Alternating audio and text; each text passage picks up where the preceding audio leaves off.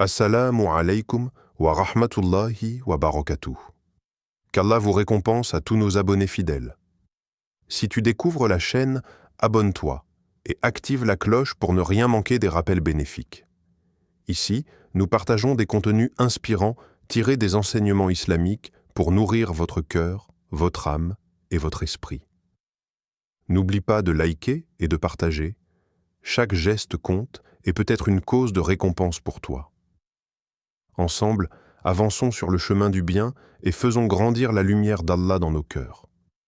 Il existe une dimension que nos yeux ne peuvent atteindre, un monde silencieux mais intensément actif, où des créatures de lumière accomplissent sans relâche les ordres de leur Seigneur.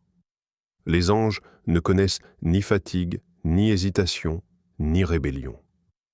Leur existence entière est une adoration continue. Ils se tiennent dans une obéissance parfaite, exécutant chaque décret avec précision, sans jamais devancer l'ordre d'Allah ni le retarder d'un instant. Rien dans cet univers ne fonctionne de manière autonome.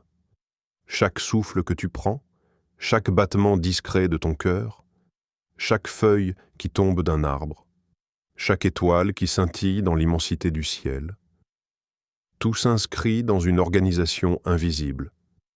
Derrière ce que nous appelons lois naturelles se trouvent des commandements célestes. Derrière ce que nous considérons comme ordinaire se cache une orchestration divine. Le Coran nous ouvre une fenêtre sur cette réalité lorsqu'il est mentionné dans la sourate At-Tahrim. Ils ne désobéissent jamais à Allah en ce qu'il leur commande et font strictement ce qu'on leur ordonne. 66, 6. Cette parole bouleverse notre perception. Elle nous rappelle que l'obéissance absolue existe, que la soumission parfaite est réelle. Alors que l'être humain lutte contre ses passions, hésite, retarde, oublie, les anges, eux, glorifient Allah jour et nuit sans interruption. Imagine un instant, au moment même où tu écoutes ces mots, des anges inscrivent les actions, d'autres élèvent les invocations, d'autres encore maintiennent l'équilibre des cieux, aucun désordre, aucune négligence. L'univers n'est pas livré au hasard, il est gardé. Cette conscience change la manière de vivre. Elle transforme l'angoisse en confiance. Si tout est sous le regard d'Allah, si chaque événement traverse le filtre de sa sagesse, alors rien n'est inutile, rien n'est abandonné. Le croyant ne marche plus dans un monde vide. Il marche dans une création habitée par la lumière, régie par une autorité suprême. Il comprend que derrière le visible se tient l'invisible, et que derrière l'invisible se trouve la volonté parfaite d'Allah, le sage, le protecteur. Depuis les premiers instants de la création, un ange se tient dans une attente silencieuse. Israfil porte la trompe, prêt à accomplir l'ordre qui changera à jamais le destin de l'univers. Il ne détourne pas son regard. Il ne connaît ni distraction ni oubli. Son existence entière est suspendue à un seul commandement. Ce moment viendra sans prévenir, sans délai. Le souffle d'Israfil ne sera pas un simple son. Il sera la rupture du temps, l'effondrement du connu, la fin de tout ce que l'humanité considère comme stable. Les montagnes que nous croyions immuables deviendront poussière. Les mers perdront leurs limites. Les cieux eux-mêmes se fissureront. La vie, dans son agitation constante, s'arrêtera net. Le Coran décrit cette scène avec une puissance qui secoue le cœur. Et on soufflera dans la trompe, et voilà que ceux qui seront dans les cieux et ceux qui seront sur la terre seront foudroyés, sauf ceux qu'Allah voudra. Puis on y soufflera de nouveau, et les voilà debout à regarder. Sourate Az-Zumar 39, 68. Un premier souffle, la fin. Un second souffle, le réveil. Ce qui semble être une destruction totale n'est en réalité qu'une transition. La résurrection suivra. Les corps seront reformés, les âmes rendues, les vérités dévoilées. Ce jour-là, plus aucune illusion ne subsistera. Les masques tomberont, les secrets seront exposés. Chacun fera face à ses actes. Méditer sur Israfil, c'est ressentir la fragilité du présent. Chaque minute qui passe nous rapproche de ce souffle. Chaque respiration est un pas vers cette rencontre inévitable. Pourtant, combien vivent comme si le temps leur appartenait, comme si demain était garanti? L'attente d'Israfil est un message silencieux adressé à l'humanité. Prépare-toi, purifie ton intention, répare ce qui peut l'être. Car le monde que tu vois n'est pas éternel. Les biens disparaîtront, les réputations s'effaceront, seules les œuvres sincères resteront. Ce souffle n'est pas seulement la fin d'un monde, il est le commencement de l'éternité. Et celui qui aura vécu conscient de cette réalité ne sera pas surpris. Il sera prêt. Il viendra un temps où l'équilibre apparent du monde commencera à se fissurer. Les repères s'effaceront, la vérité se mélangera au mensonge et les cœurs seront secoués comme jamais auparavant. Les troubles ne seront pas seulement politiques ou sociaux, ils seront intérieurs. Une confusion profonde gagnera les esprits. Ce qui semblait évident deviendra flou. Ce qui était stable deviendra fragile. Les dérèglements toucheront la nature elle-même. Les événements inhabituels se multiplieront. Les épreuves s'enchaîneront, non comme des coïncidences isolées, mais comme des rappels successifs. Les cœurs sincères ressentiront un frisson. Quelque chose change. Quelque chose approche. Parmi les signes majeurs, l'apparition du Dajjal représentera l'épreuve ultime de la perception. Il ne séduira pas seulement par la force, mais par l'illusion. Il jouera sur les besoins humains, sur la peur, sur la faim, sur le désir de sécurité. Beaucoup le suivront non par conviction, mais par faiblesse intérieure. Cette épreuve révélera la solidité réelle de la foi. Le Coran attire notre attention sur ces moments où les signes deviennent évidents. Le jour où certains signes de ton Seigneur viendront, la foi en lui ne profitera à aucune âme qui n'avait pas cru auparavant ou qui n'avait acquis aucun mérite de sa foi. Sourate Al-An'am 6, 158. Ce verset est un avertissement puissant. Il rappelle que la foi ne doit pas attendre l'évidence écrasante. Lorsque les signes majeurs apparaîtront, le temps du choix libre sera terminé. Pourtant, ces bouleversements ne sont pas envoyés pour désespérer l'humanité. Ils sont des réveils. Chaque crise est une invitation à revenir. Chaque secousse est un appel à purifier l'intention, à réparer l'injustice, à abandonner l'arrogance. Beaucoup chercheront uniquement des explications matérielles, des analyses rationnelles, des solutions techniques. Mais derrière chaque événement se trouve une dimension spirituelle. Le monde extérieur reflète l'état des cœurs. La fin des temps n'est pas seulement une série de catastrophes, c'est un miroir.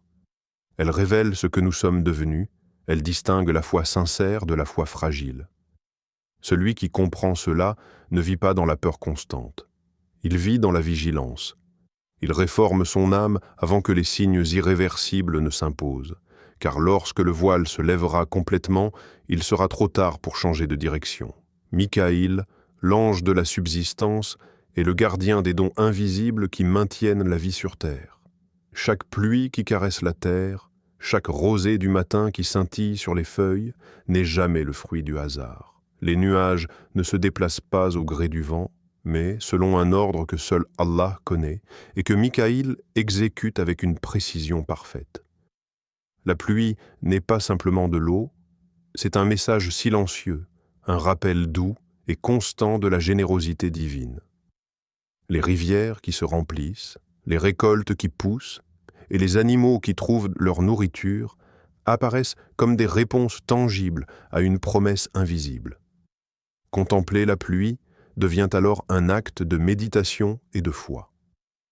Lorsqu'on observe chaque goutte tombée, on réalise que tout est mesuré, que rien n'échappe à la vigilance d'Allah. Même dans les saisons de sécheresse, la certitude qu'il enverra ce qui est nécessaire apaise le cœur et renforce la confiance en sa sagesse. Mikaïl, en orchestrant ces phénomènes, rappelle que la subsistance ne dépend pas de nos efforts seuls, mais aussi de la volonté divine qui soutient tout l'univers. Il existe un équilibre subtil entre la nature et la providence, un équilibre que l'œil humain ne peut saisir totalement, mais que l'esprit peut ressentir. Chaque fois que la pluie tombe, elle devient un symbole vivant de miséricorde. Les agriculteurs voient dans leurs champs s'épanouir, les voyageurs trouvent refuge dans l'ombre des arbres, et les animaux se désaltèrent. Et dans ce cycle, chaque créature reçoit exactement ce dont elle a besoin, ni plus ni moins, comme si l'univers tout entier était calculé avec une exactitude divine. Ces merveilles naturelles deviennent alors un terrain de réflexion pour le croyant, un espace où gratitude et humilité s'entrelacent. Le Coran nous rappelle cette vérité avec une clarté saisissante. C'est lui qui envoie les vents comme annonce de sa miséricorde. Puis, nous faisons descendre du ciel une eau purifiante par laquelle nous faisons croître toute chose bonne. Ainsi se réalise la résurrection et la subsistance pour ceux que nous voulons. Sourate Al-A'raf 57. À travers Mikaïl et ses missions célestes, chaque goutte de pluie devient un signe tangible de l'attention d'Allah envers ses créatures. Observer et méditer sur cette subsistance divine transforme l'ordinaire en extraordinaire et l'eau en un témoignage de sa bonté infinie. Jibril, l'ange porteur de la révélation, se tient au sommet de la hiérarchie céleste, éclatant de lumière et de majesté. Son passage n'est jamais banal. Lorsqu'il se manifeste, le ciel semble plus proche et les mots qu'il transmet portent le poids de l'éternité. Il n'est pas simplement un messager, mais le lien vivant entre l'invisible et l'humain, celui qui fait descendre la parole divine pour illuminer les cœurs et guider les âmes. Depuis Adam jusqu'au dernier prophète, sa présence a été un soutien constant, une force discrète mais indéfectible dans les épreuves que la mission prophétique impose. Lorsque le Coran fut révélé, ce n'était pas seulement des mots écrits sur des feuilles, mais une lumière qui pénétrait l'âme. Par Jibril, chaque lettre, chaque verset était protégé, transmis avec soin, pur et intact. Sa mission dépasse la simple communication. Elle est gardienne de la vérité, défenseur du message d'Allah et instrument de guidance pour l'humanité. Dans les moments de doute ou de détresse, les prophètes ressentaient sa présence comme une force apaisante, un rappel que l'invisible soutient toujours ceux qui s'attachent à la vérité. Observer Jibril, même à travers les récits, inspire un mélange de crainte respectueuse et d'émerveillement. Il symbolise la perfection de la mission divine. Rapide dans son exécution, clair dans son message et pur dans son essence. À travers lui, la parole divine traverse le temps et l'espace, touchant les générations successives avec la même intensité qu'au moment de sa révélation. Il nous rappelle que la guidance ne dépend pas de la volonté humaine, mais de la volonté de celui qui sait et qui voit, celui qui choisit le messager et celui qui reçoit le message. Le Coran souligne ce rôle précieux, dit « Celui qui détient la révélation, le Coran, l'a fait descendre avec vérité de la part de votre Seigneur, pour avertir ceux qui sont vivants et confirmer ce qui restait de la révélation. » Sourate Al-Anbiya 6. Ainsi, Jibril demeure l'ombre protectrice, la lumière qui descend, le guide fidèle qui assure que la parole d'Allah ne se perd jamais. Sa présence n'est pas seulement un fait historique, mais un rappel permanent que la guidance divine est réelle, tangible et accessible à ceux qui ouvrent leur cœur à la vérité. La révélation, par lui, devient une lumière qui traverse les âges, un lien sacré entre le ciel et la terre, et un témoignage de la grandeur et de la sagesse infinie d'Allah. L'ange de la mort, appelé parfois Azraïl, avance avec une exactitude silencieuse et implacable. Sa mission n'est pas cruelle, elle est simplement la manifestation de la volonté divine. Chaque souffle humain, chaque battement de cœur est sous le regard vigilant d'Allah, et le moment où l'âme doit quitter son enveloppe terrestre est fixé avec précision. Dans cette orchestration parfaite, La mort ne surgit jamais comme un hasard ou une injustice. Elle est le passage nécessaire vers une réalité que l'œil humain ne peut pleinement comprendre. Pour le croyant, la mort n'est pas une fin, mais une transition. Elle sépare l'éphémère de l'éternel, l'instant de l'infini. Elle rappelle que la jeunesse, la santé, les biens matériels et même les ambitions ne sont que des dons temporaires, fragiles comme la brume du matin. Chaque vie est une courte traversée, et chaque acte compte, car c'est la manière dont nous vivons ce passage qui détermine notre rencontre avec notre Seigneur. La conscience de cette échéance transforme les gestes du quotidien.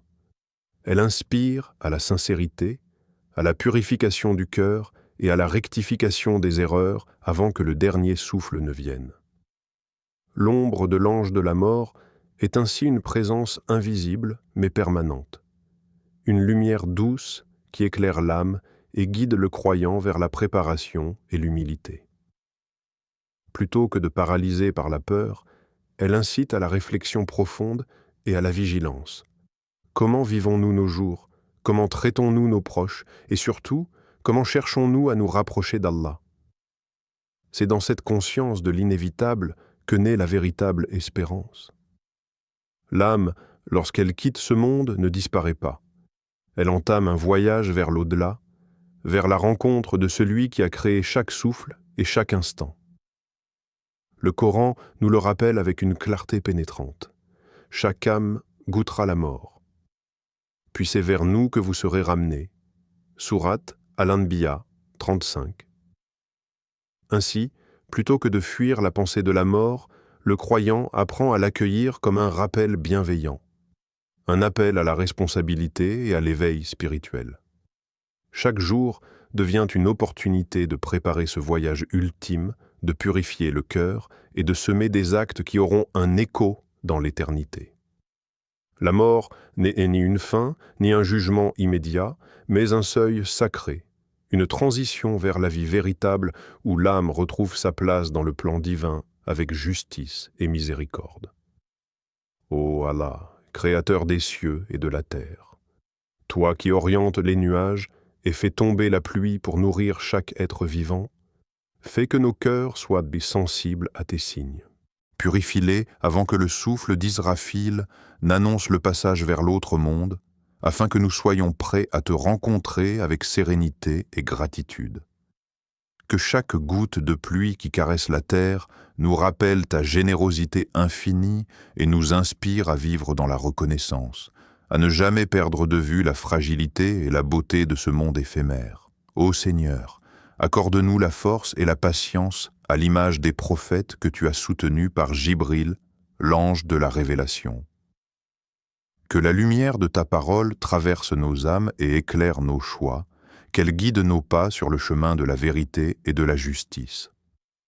Fais que nous entendions toujours la voix de la sagesse et de la miséricorde, et que nos vies soient un témoignage de fidélité à tes commandements.